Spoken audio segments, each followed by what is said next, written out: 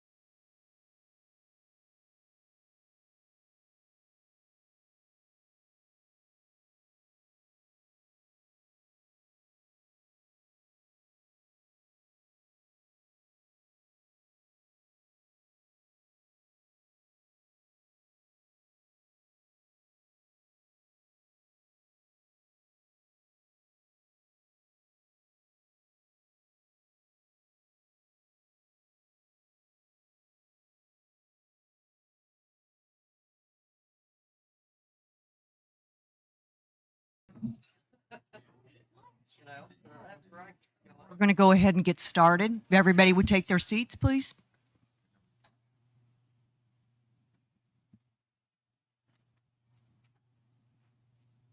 We're going to call the Quapaw Nation Business Committee meeting Saturday, December the 30th, 2023 to order.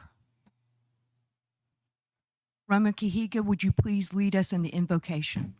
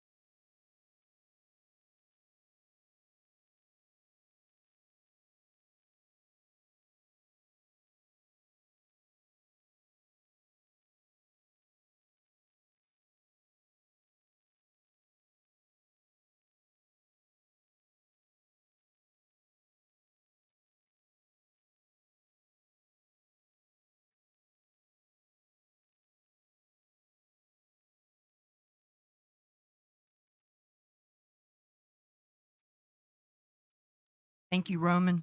Secretary Treasurer Valier, will you please take roll call and declare quorum?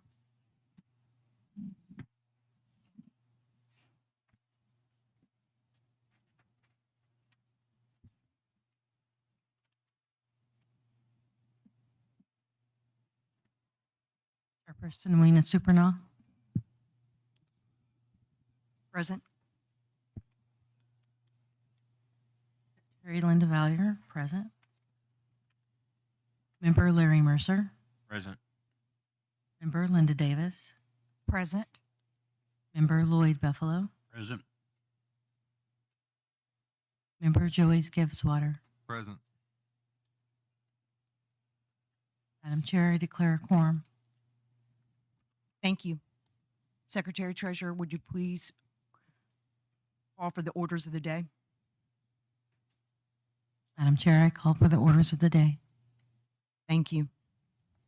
Next on the agenda, we have the correction and approval of the November 18th, 2023 and December 16th, 2023 meeting minutes. Business Committee, are there any corrections to the November 18th and December 16th meeting minutes? Madam Chair, I have a correction noted on the December 16th, 2023 minutes reflecting change to Joey Giveswater gave the invocation and I, Linda Davis, proceeded with the benediction. There has been an objection. Business Committee, is there any further discussion on correction of the minutes? Hearing no further discussion, we'll take a vote on the corrected meeting minutes for December the 16th as well as November the 18th. All those in favor of adopting the corrected meeting minutes as based on the corrections, please say aye. Aye. All those opposed? The ayes have it, and the motion is adopted. The November 18th and December 16th corrected minutes are adopted. Let's go on to next item on the agenda is the approval, disapproval of the directors and subcommittee report. Is there a motion to approve? I so move, Madam Chair. Second. Thank you. Is there any discussion on the directors and subcommittee reports? Hearing no discussion, we'll go for the vote. All those in favor of approving the directors and subcommittee reports as submitted, please say aye. Aye. Aye. All those opposed? The motion passes and the directors and subcommittee reports are approved. Next on the agenda is the chair's report. We do have a couple of items to address. Before we have a moment of silence for the tribal members who have recently passed away, we'd like to share a few comments regarding Vice Chairman Sonny Glass.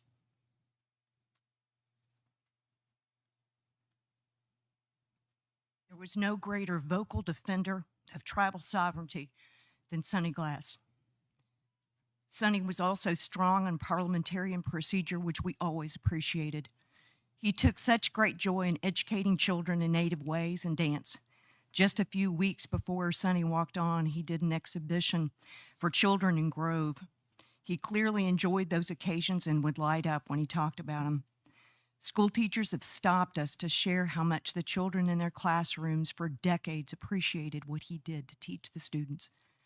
He loved to tell stories about umpiring baseball games throughout the area that were not only funny but teaching moments as well. As a business committee member, he was always present and actively participated. He valued our open communication with one another, even when we didn't all agree. We could always count on Sonny.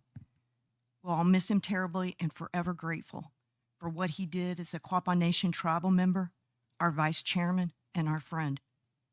We're confident he's looking down upon us now, urging us to do more, be better, and serve the Quapaw people humbly and honorably. In addition to Sonny, the following tribal members have passed away: Laura Winters, Edwina Faye Busby, and Quapaw caregiver Sandra Jennings. Please lift these families in your prayers and let us join in a moment of silence for them.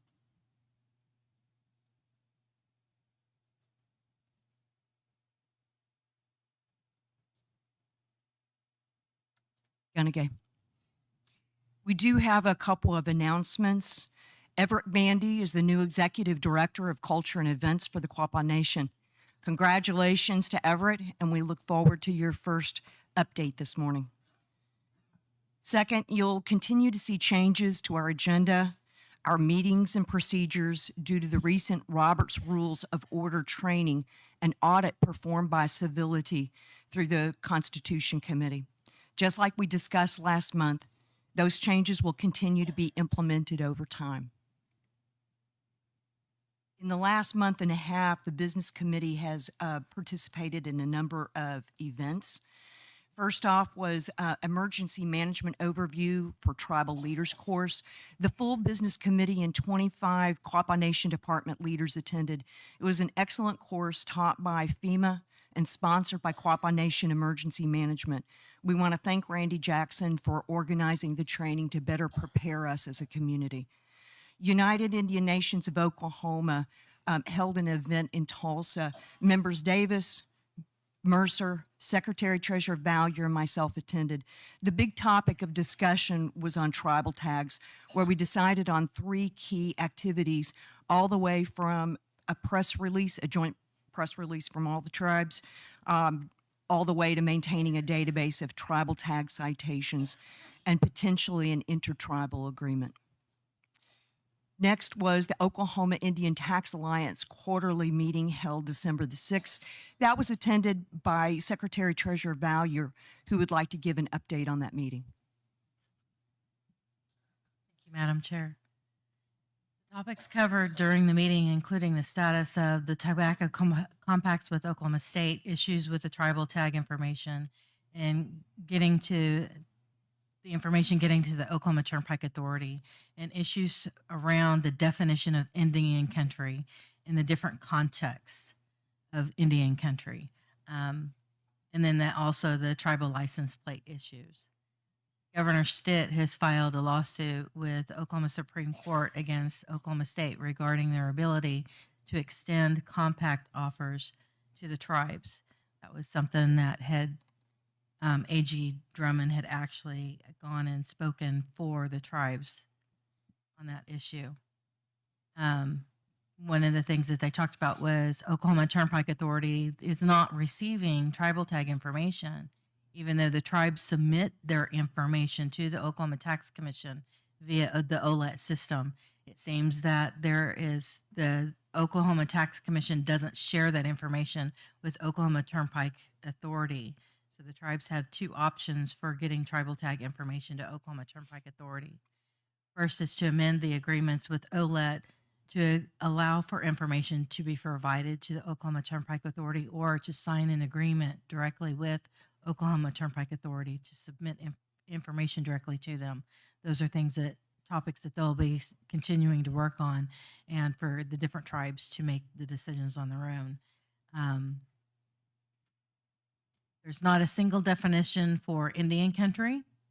The definition changes depending on the context or how the statute is written. Geographically, Indian country can be defined just the restricted or trust lands held by the tribes, or it can be as broad as the reservation boundaries laid out by the original treaties. An even broader meaning of Indian country is within the context of the sociology, where it includes all people within tribal communities, and it is not defined by geography. The issues with Indian country, it comes with some of the issues with Governor Stitt and what he's defining it as. Their opinion was that he tends to take it out of context for what he's wanting to use it for, and wants to use the most narrow definition of Indian country when it applies to his agenda. So that the tribal license plate issues, the OITA is putting together a statement to the press. They would like input from all of the tribes on the statement. The statement will be to show solidarity among